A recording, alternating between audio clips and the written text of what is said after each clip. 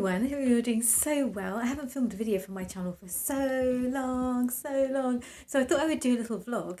This will be some painting, materials I'm using, some varnishing, and hopefully some going out in this pretty cold weather, because I can't believe it's actually October. I was going to say the wrong month there.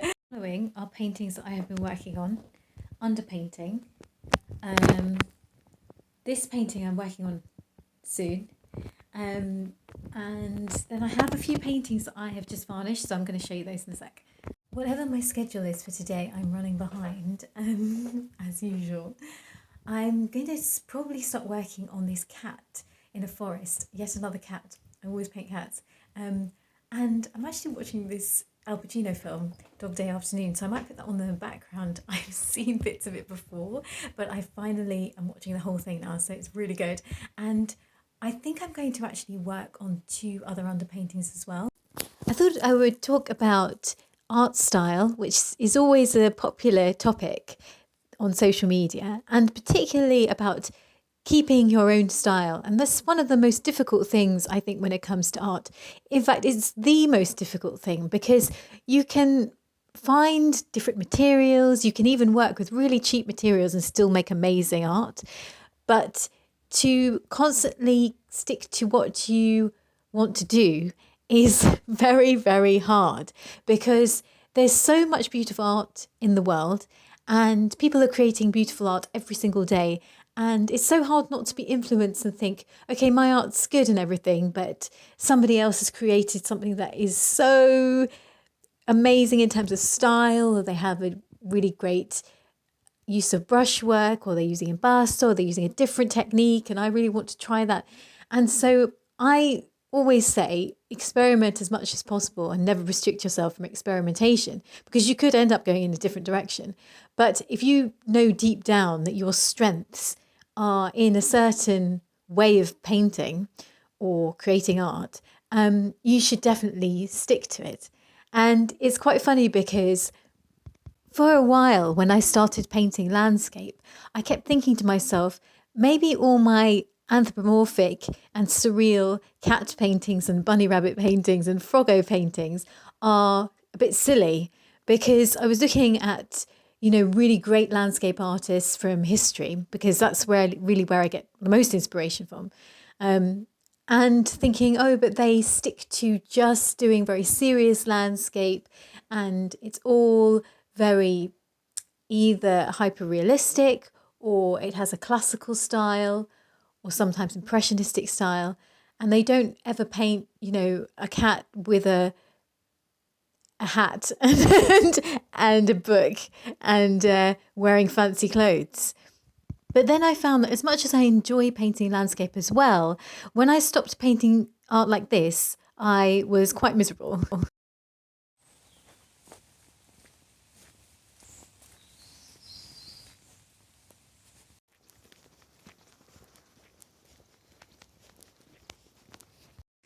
Pretty murky weather. Looks like it's gonna rain again. Such a funny time to say this, but I actually have an album coming out, or rather it is out. 4 of the songs have already been released, and they're all songs kind of based on historical figures, or people from history that I've decided to sing about, or that I've made up. And so yes, they're on Spotify, so I will leave a link to my Spotify in the description. Just plug, all my paintings are going to be on Etsy next week. If some of them are already there as well. I finished Dog Day Afternoon. It was so incredible. It was so funny. I highly recommend it. It was brilliant. It's such an old film, so probably most people watching have already seen it, but I had only seen bits of it, as I say. I'm going through this. This is so funny. I have an oil painting graveyard. So I basically put in one section of my drawer thingy paints that are running out, and then whether I'm going to repurchase or not. So I'm going through them at the moment. This is the Old Holland. So these are all Old Holland at the moment. I have other paints, but they're not quite run out yet. I have some Gamblin that I also probably need to repurchase. So this one is, I apologise for anyone who is Dutch who might be watching, because I can't pronounce this properly, and actually the label has rubbed off as well. So I think it's pronounced Scandinavian green, and it's phthalo green. So this is a phthalo green, and I'm think it might be listed as green deep. Yeah, that's it. I just about was able to read it. This is an amazing green. It is phthalo, and so it's really, really strong and bright. I'm not sure if I'm going to repurchase it. It's because it is actually really expensive, and I'm wondering if maybe I should get well, I already have a phthalo green in another brand, so maybe I should wait for a sale. I think that might be the best idea. Okay, the next one is this is I'm not going to say the name again. Portland grey. Must be. It must be. It's a grey. I know it says Skivinian warm grey. Okay, we got there in the end. I'm not going to repurchase this because I can mix my own greys, although it is super, super convenient to sometimes have a grey on hand, you know. But I'm not going to bother only because of the price. If I had the money, if I had £1 trillion, I would buy it again. Okay, next we have ultramarine blue. This one I am going to repurchase. It's such a standard colour, but I do find that it's a great one because it's so strong and luminous. But of course I have it in other brands as well, so it's not like I desperately need it urgently, but if there is a sale I will repurchase. I've really been enjoying using this medium. This is the Wallace Seymour. I'm trying to see if I can get it into frame. This is Wallace Seymour, and this is the Coccabello Fast Drying Oil Glaze Medium. Look at the colour. That's probably sand oil in it, I imagine. And yeah, it's really nice. I have this paint that I haven't really used. I need to use it. I've used it as a mixer, so I've been mixing it in with some of my other paints, and it's really beautiful. So this is the Chervin Fine Oil, not the extra fine, which I think I'm going to grab in a sec just to show you all. So the extra fine is, if I can do this on camera probably now, the extra fine is the more expensive line, and the fine is the cheaper line. And the thing is, you might be able to see my eyeball. The thing is, this is I chose the most boring colour to show you. This is the extra fine line, and what's really amazing about it is it has, I think this is grounded in just poppy oil, and I really like it for the final layers of painting. So when I'm on like my very final layers, I can get some really amazing detail with it. And just look at the size differences, this is so funny. Because this one is, like the extra fine is super expensive. The fine is a lot more economical because you basically, it's £15 in the UK, but you get this enormous tube. I think this is 200 millilitres, it must be. Is it 150? Oh no, I think this is 150. Still, it's an amazing value. And this, you know, lasts absolutely ages. It's 150. And so it's like so economical, and you then can just paint with it for the rest of the year and you don't need to worry about repurchasing. I got mine from Great Art, which is such a, like an obscure shop. Like, it's not obscure in London, it's just obscure online, I feel, because it's not as well known as some of the other stores like Jackson's and Cass Art. I'd say it's probably like maybe, I think Ken Bromley is maybe more well known, but it is good because it does like a lot of European art supplies, so things are quite a little bit more niche, and I really like that because obviously when you see, especially when you go on YouTube and you see artists from all over the world talking about their materials, and you think, I can't get that in my main store, but you can get it at Great Art probably. So yeah, that's what's incredible. Next we have a very familiar colour. This is burnt umber. Yes, burnt umber. Just joking. I feel like Old Holland excels so much in their earth colours, so burnt umber is particularly good in their line. And I didn't repurchase it. I bought burnt sienna again. I mean, last time I bought some Old Holland, but I regretted not buying this, so I'm going to buy this next time.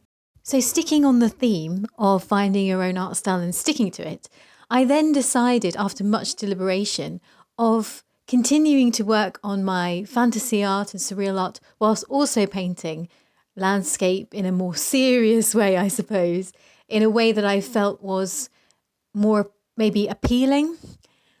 But once again, I do really feel like if I take any surrealism and fantasy element out of my art, I personally don't think it's as good. And I have analysed it from every different angle possible, which is a million different angles.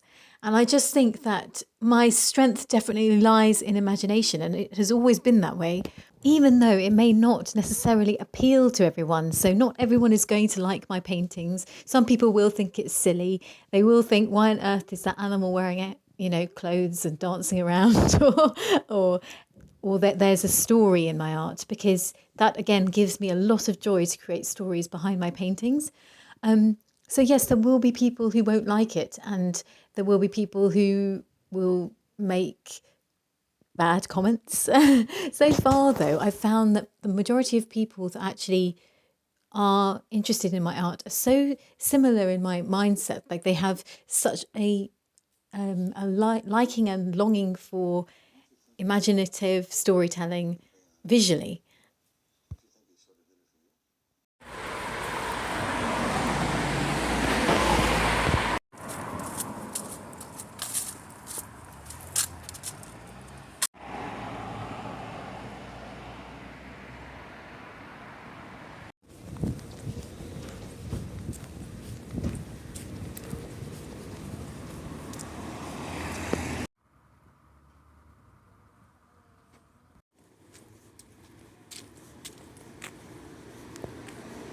Someone around here is cooking roast chicken.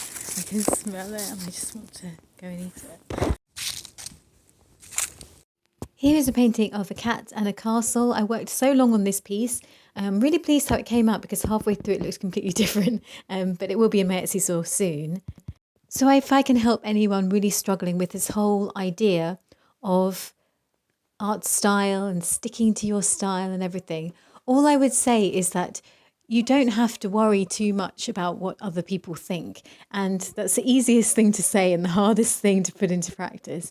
But ultimately, when you're really passionate about something, it could be literally anything. Like you might be passionate about painting flies, or or ladybirds, since I've had a ladybird invasion in my where I live, or whatever it is. You can turn that into your theme and your own personal look, and you don't even need to paint a variety of subjects. And this is actually something that is so eye-opening, because I think, because quite often artists do feel this pressure, like, oh, okay, I have to paint lots of different types of things. Like I need to paint portraits, I need to be a master at landscape, I need to be an expert at still life. And especially when you go to different art classes, you are then faced with multiple subject matter. But it actually really doesn't matter. Like, honestly, if you feel like you want to just paint lemons for the rest of your life, I mean, if you just think about some of the most famous artists, they actually painted tons of subjects, not only this, like on the same theme, and not only that, but for example, Monet even painted the exact same scene over and over again just to perfect it, just because he felt like it. Like, so I do think that there is an element of, if you feel like painting whatever you want and selling it, why not? Go for it. And you actually never know what is going to sell. You never really know what's going to be popular. There are certain topics that you can research, that you can say, okay, this is going to be popular for now. But ultimately, if you don't enjoy painting those things, I mean, sometimes I did research and kept seeing there were various things that had become super, super popular. For example, very close-up portraits of faces. And even though I do portraits and I do figures as well, obviously in like fantasy landscapes, doing only faces, it just wouldn't appeal to me, because I just like to paint. A lot of the time I paint figures within a landscape, because for me that is creating a story. But that doesn't mean that there's anything wrong with painting faces. It's very popular, and I love looking at other people's art where they've painted faces. I just think it's so beautiful. So yeah, you don't need to worry too much. I mean, I always see so many I always see so many videos about artists stressing out, and I meet tons of artists that are stressed out by this type of thing, and they don't know if they should change their style to become more popular, and particularly their painting style. But I do think that the painting style, the subject matter you can change, but painting style you can't. I mean, you can change it, but sometimes it's just not worth the effort. Just allow your hand to do the magic, and it's much more joyous. Weather is so bad today, but also I've forgotten my belt, so my trousers are actually falling down as I'm walking. I really want to walk through this part, but it's so muddy. I'm going to ruin everything. I'm going to do it anyway. Oh my gosh, I used to eat these at school and they bring back horrific memories because they are seriously gross. I've never tried this. It's like typically British weather at the moment, it's like thing, but not actually really. And I don't know to keep my hood on and take my hood off. And then maybe that will reveal my bad hair day.